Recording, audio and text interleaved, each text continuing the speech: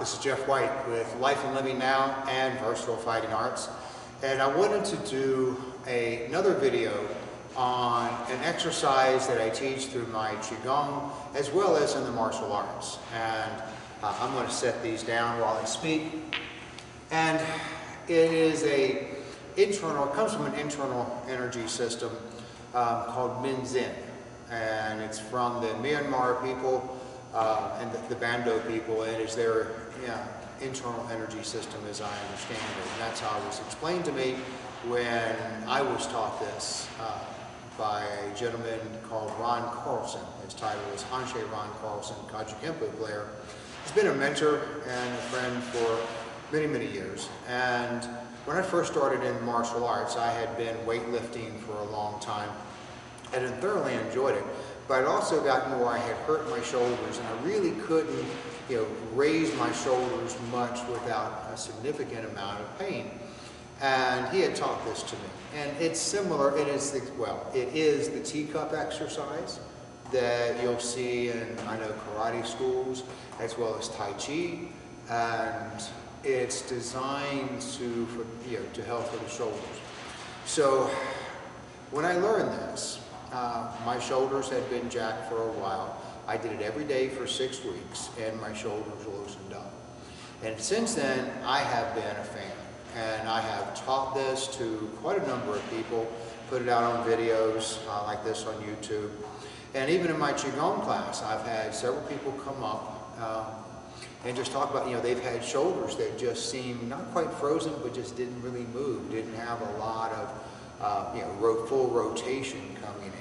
And once they've been doing this Min Zin, they say that it begins to open up their shoulders so they can feel it, which is wonderful. It's what it's designed to do. Now, every time, in my martial arts, if I'm doing, we start to doing strikes, and I do something that kind of wakes up my shoulder and lets me know it's there, I'll go back and I'll do this Min Zin, a few times, 2, 3, 4 times, whatever it takes for it to kind of settle back down again. And, a couple years ago, I did a good number on this shoulder, and, had it x-rayed, and there was, rotator cuff issues, there was bone spurs, there was arthritis, it's all kinds of stuff up in there. And it took me a while to heal this, and I did go to physical therapy and for them to take a look at it. They gave me some exercises that worked, but I still continued to do the Min Zin. And I can say the Min Zin, really, this exercise really played more of a part in my total health and healing with this than many of the exercises. The exercises were good, and I continue to use some to this day to strengthen the shoulders. So I wanted to pass this along to you. Now, there are probably three different stages in the Min Zin. The first is just warm up. So similar to Qigong and doing activation and warm up, we're just going to move. And then we begin to continue that warm up, working side to side. Then we go into the flow. And then there's a free form section after. Now, I don't teach the free form in the Qigong class. We're already moving to something else. But if you're doing this as a separate practice, I would very much encourage you to do the free form part of it. Why? Because when you're in free form and you're just feeling and focusing on your body and you're just moving, eventually, and it may not be this way at first, but you're going to start to just relax. Your body's going to relax, your mind's going to relax, you're just going to start to just roll with this, and you're just going to move, and you forget about your aches and pains. You forget about what you're supposed to do, and then you just move. So that's what this is about. So there's 3 stages: the activation, the flow, and the free form. Now, you can do this empty-handed, and a lot through recent years have all been done empty-handed. But what I do, I just orientate my palm as much to the sky as possible. So you see, hand up, curling, and my waist will move with this as well. Now, when I was first taught this, I was told go find some rocks, some river rocks, smooth rocks that will fit in the palm of your hand. So I went and I have these rocks.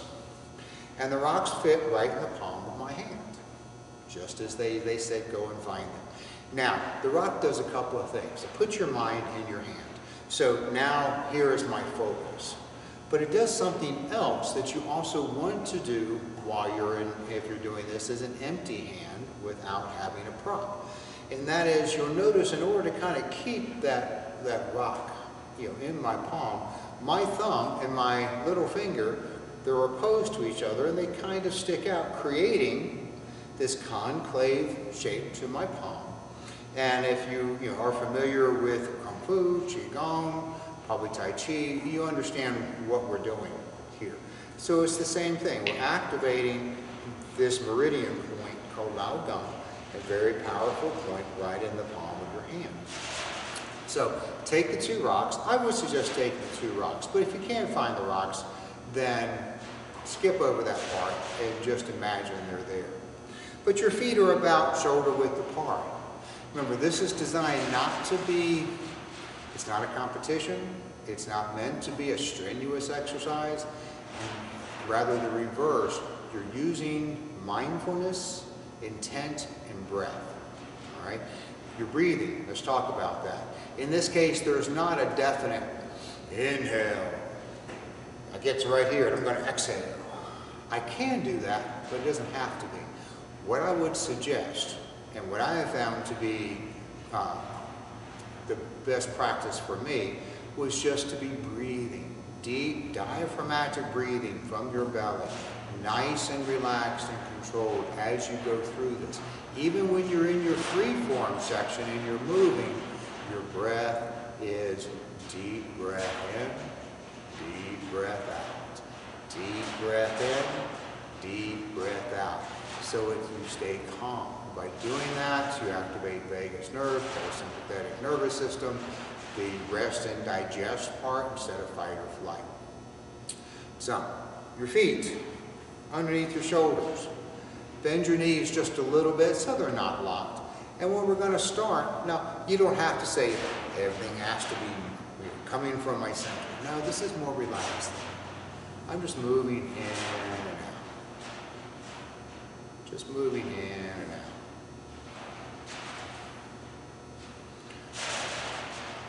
Now there is no set number of times that you would do this. You'll just do this until you feel like you don't want to do it anymore. But remember, this is the warm-up phase. So once I get both hands going, I can stop and I can go two hands. One goes out, one goes back. A little twist in the body. Breathe. Little dip in the knees, just getting the blood going. Now, once we get to this, we've done this for a bit. Now, come back, and the front hand swims to the back. All right, so now, a little more motion. Really extend this. You don't need to overextend it. It's not a competition. There we go. I turn my body just a little bit so I can feel the full extension in my arms. Slow it down, bring it to front. Now, let them run parallel to each other and let them slide. They kind of spiral back as far as you can go. So you're going to feel this elbows and hips.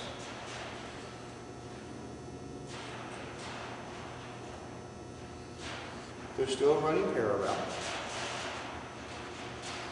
Now, once you've done that a couple of times, then you can switch. And in this case, my right hand will go over my left hand. Remember, stay mindful. Now I'm going to go left hand, in this case, under my right hand. My focus will be on my left hand. And I can switch it back. Just the idea is let this flow. That's all you're doing. And this is just a nice little warm-up. Now, we're going to get in. So I go a little bit wider on my feet just for stability. And bring some, once again, we're orientating the palms to the sky. In this case, I'm feeding it from my center out. Nice, I can do nice big movements. If you find areas where your shoulders don't want to cooperate, just kind of relax. Find where you can find that path forward and then use that. When you first get started doing this, be prepared to hear a lot of crunchiness in your shoulders from cartilage and all that good stuff. I take that as a good sign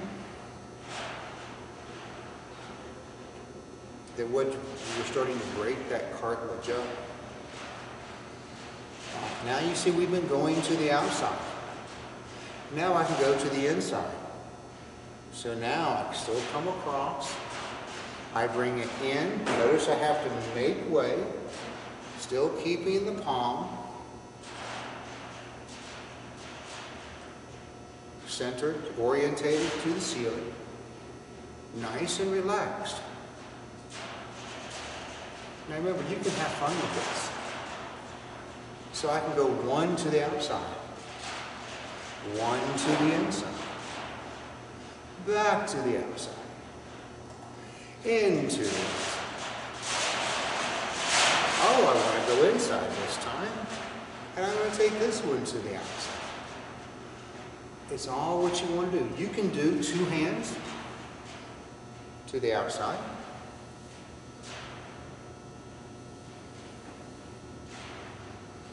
And now I'm going to have a little more forward motion with my spine. I can go inside both hands.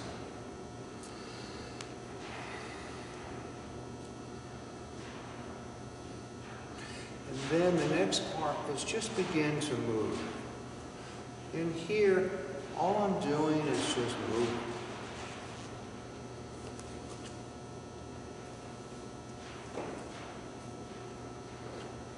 It doesn't have to be anything set.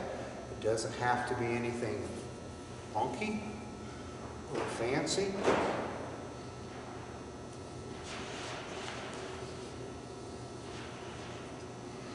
You're just moving. You're just playing with the energy and the rock. And the idea is you keep your hands moving. You can let one stay while the other one's going, but you keep everything moving together. And then bring it in home. Slow it down.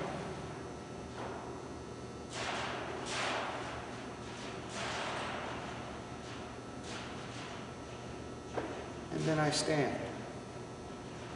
Now in here I will simply stand.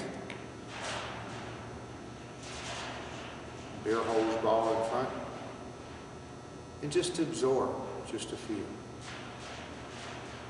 So as you can see, this takes 10 minutes. When I'm in times if I'm having a really busy schedule, I can do this in 5. But 10 to 15 minutes is all it takes. Do this every day. And I can promise you, based upon my experiences and those that I have turned this on to, and they have done it every day, that you'll feel the difference in your shoulders. And I will suggest doing it. I teach it in Qigong just to loop the shoulders, just to kind of keep them in good working order. So I encourage you to try it out, see what you think. Feel free to email me. You can either put comments in. You can email me if you're on the Versatile Fighting Arts side. It's versatilefightingarts@gmail. If you are getting this from the Qigong side of life, then it's lifeandlivingnow@gmail. Thank you. Have a great day.